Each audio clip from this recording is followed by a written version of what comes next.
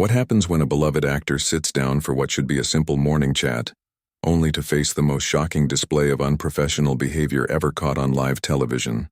In just 37 seconds, one comment from the host would expose her true character and leave millions of viewers absolutely stunned. Gary Oldman walked into the bride's studio that morning with a warm smile, ready to discuss his latest film project. The legendary actor, known for his incredible range and dedication to his craft, had been looking forward to this interview. He'd always enjoyed chatting with fans about his work, and morning television usually provided that perfect, relaxed atmosphere. "Good morning, Gary," Lorraine Kelly called out as he settled into the plush chair across from her. "Lovely to have you here with us today." "Thank you for having me, Lorraine. Always a pleasure," Gary replied genuinely, adjusting his position and preparing for what he assumed would be a friendly conversation about his career. But something felt different today. There was a sharpness in Lorraine's voice, an edge that Gary couldn't quite place. The studio light seemed harsher than usual, and the atmosphere felt strangely tense. "So, Gary," Lorraine began, shuffling her notes with an unusual abruptness, "let's talk about your new film.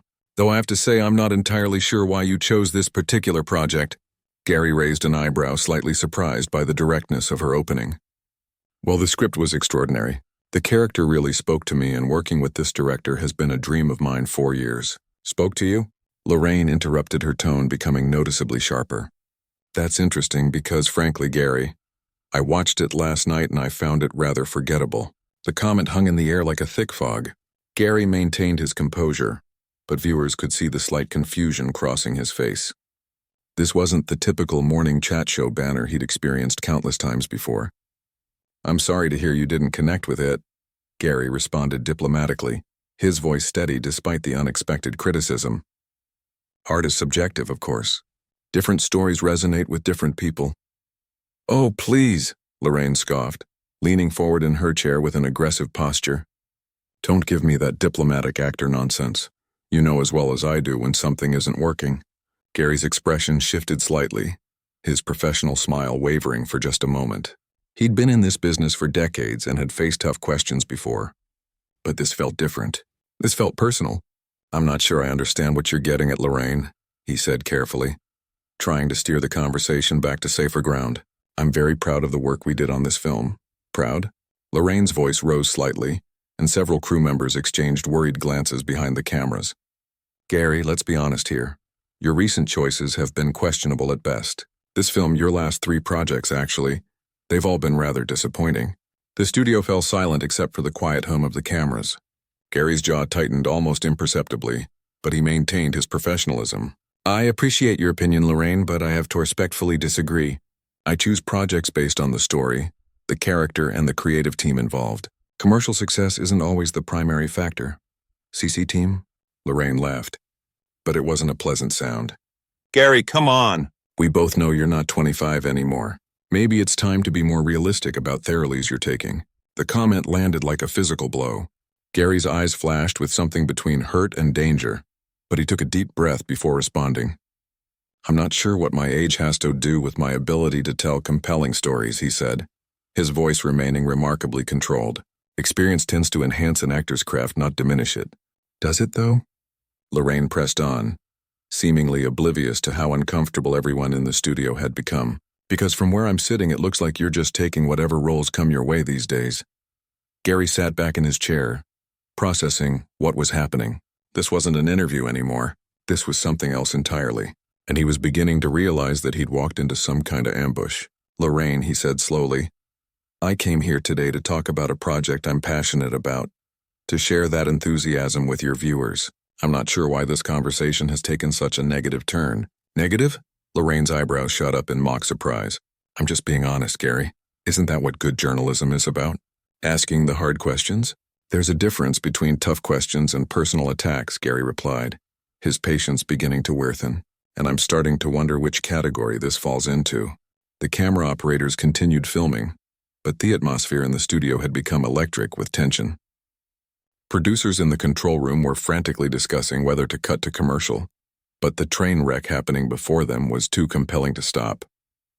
"Personal attacks?" Lorraine repeated, her voice dripping with false innocence.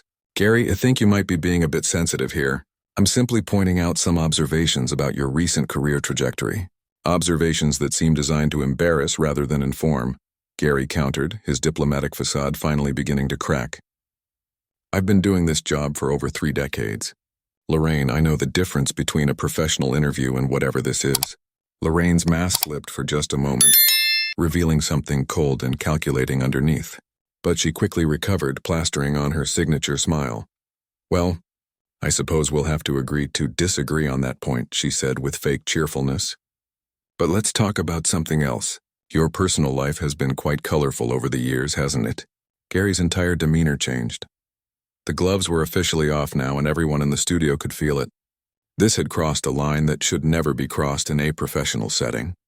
I think we should stick to discussing my work, Gary said firmly, his voice carrying a warning that anyone with sense would heed. But Lorraine Kelly, it seemed, had lost all sense.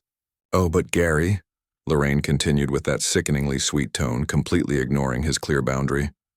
Surely your fans are interested in the whole person, not just the actor. And you've given them so much to talk about over the years, haven't you? Gary Shands gripped the arms of his chair slightly tighter, his knuckles beginning to show white. Lorraine, I came here as a professional courtesy to discuss my film. My personal life is not up for discussion. Not up for discussion? Lorraine's laugh was sharp and cutting. Gary, you're a public figure. Everything is up for discussion. That's the price of fame, isn't it? No, actually, it isn't, Gary replied, his voice growing firmer. There's a difference between being a public figure and being public property. I maintain the right to privacy in my personal affairs. But Lorraine was like a dog with a bone now, and she had no intention of letting go. Her eyes gleamed with something that looked almost predatory as she leaned forward even more. Privacy. That's rich coming from someone who's had such, shall we say, dramatic relationships over the years. Tell me, Gary, do you think your personal choices affect how audiences perceive your characters? The question was loaded with implications designed to force Gary into defending himself against accusations that hadn't even been made explicitly. It was a masterclass in hostile interviewing tactics. I think audiences are intelligent enough to separate an actor from the roles they play. Gary answered diplomatically, but his jaw was clenched now. They don't need tabloid gossip to enjoy a film. Tabloid gossip. Lorraine's voice rose with false indignation. Gary, these aren't rumors we're talking about. These are well-documented events in your life. Your marriages, your difficulties. The word difficulties hung in the air like poison. Gary's eyes flashed dangerously and several crew members shifted uncomfortably. Everyone in the room could feel the tension reaching a breaking point. I think you need to be very careful about what you're implying, Lorraine, Gary said slowly, his voice low and controlled, but carrying an unmistakable warning. Implying? Lorraine seemed to be enjoying this now, feeding off the discomfort she was causing. I'm not implying anything, Gary. I'm stating facts. Your life has been quite tumultuous, hasn't it? All those relationships, all that drama. It makes one wonder about your judgment. That was it. The line had been crossed and there was no going back. Gary's professional mask finally slipped completely, revealing the righteous anger beneath my judgment.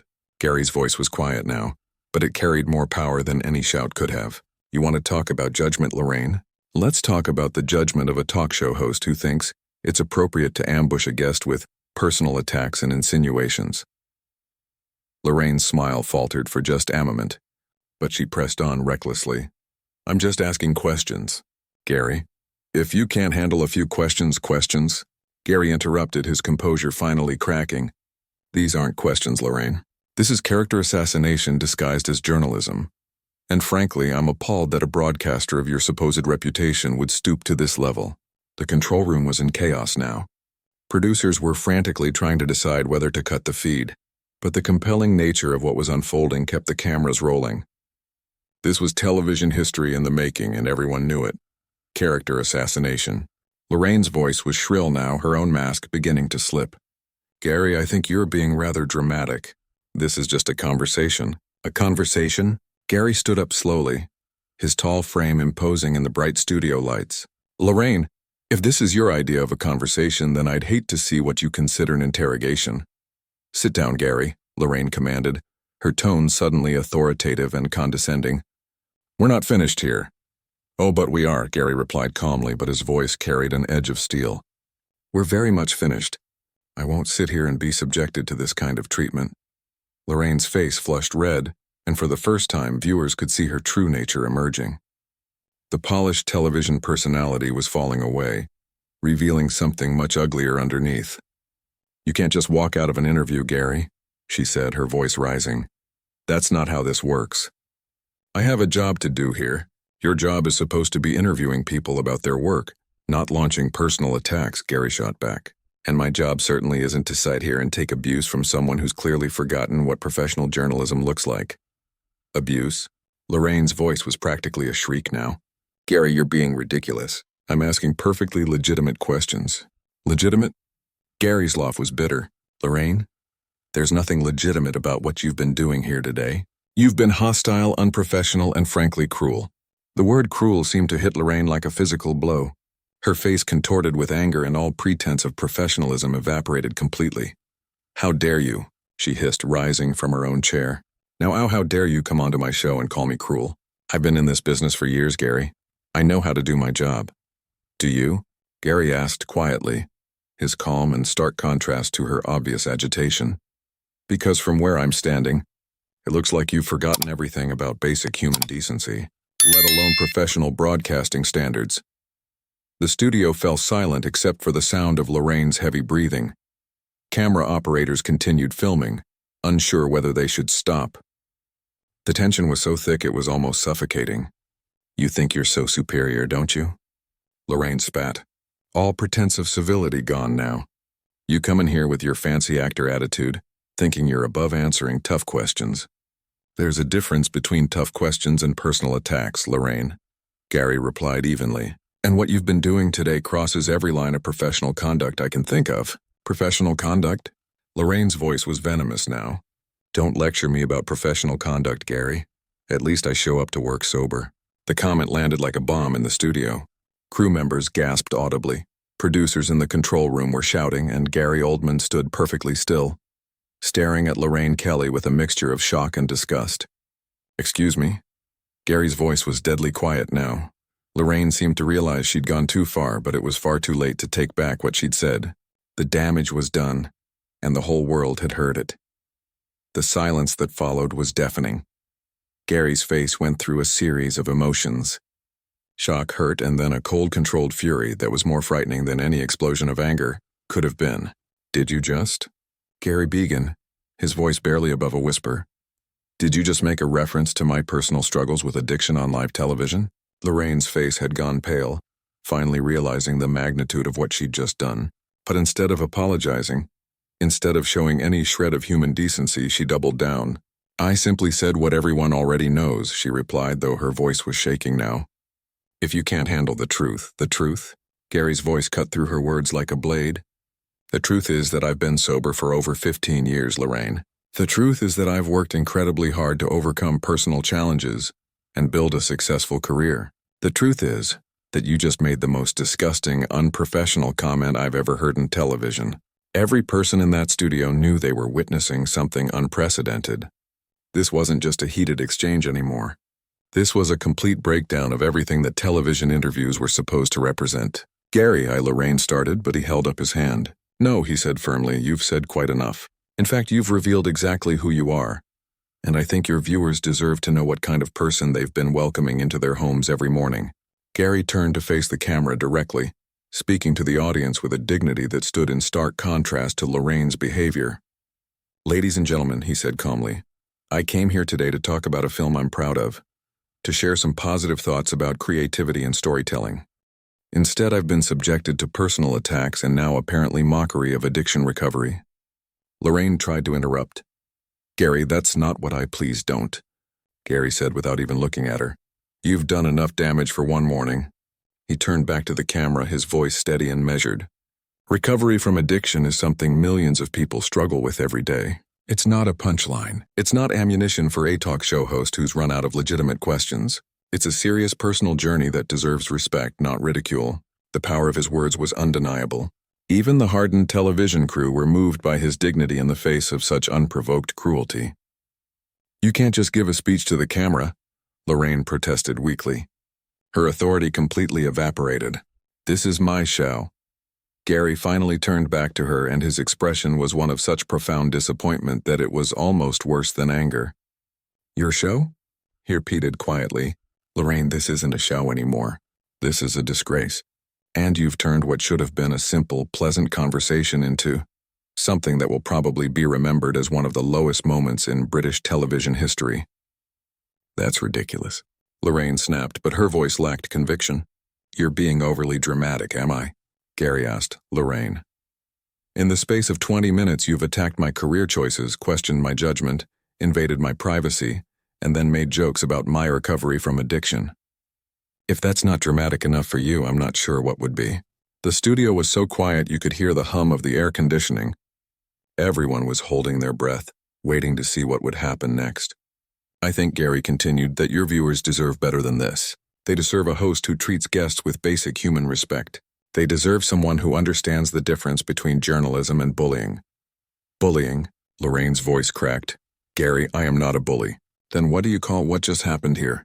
Gary asked quietly. "What do you call attacking someone's personal life, their recovery, their career?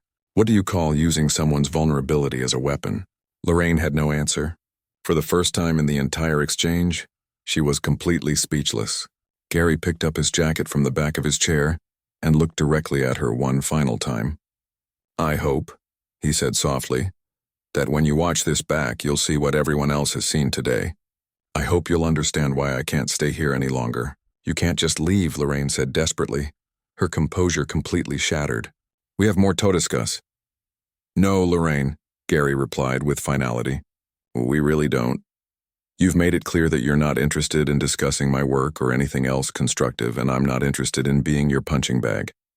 He turned toward the exit, then paused and looked back at the camera one more time. "To anyone watching who might be struggling with addiction or any other personal challenge," he said, his voice warm and sincere, "please know that recovery is possible, that you deserve respect and support, and that your struggles don't define your worth as a human being." With that, Gary Oldman walked off the set, leaving behind a stunned silence and a television host whose true character had been exposed for all to see. Lorraine remained standing behind her desk, her face a mixture of shock, anger, and what might have been the first glimmer of shame. The cameras kept rolling, capturing every moment of her humiliation. "Well," she finally managed to say, her voice shaky, "I suppose we'll have to take an early break, but the damage was done in 37 seconds. One cruel comment had destroyed her credibility and revealed the ugly truth about who she really was. Gary Oldman had walked away with his dignity intact, while Lorraine Kelly was left to face the consequences of her appalling behavior. The interview that was supposed to be a routine chat about a new film had instead become a masterclass in how quickly a career can be damaged by cruelty, unprofessionalism, and the complete abandonment of basic human decency. And every single devastating second had been captured on live television for the world too.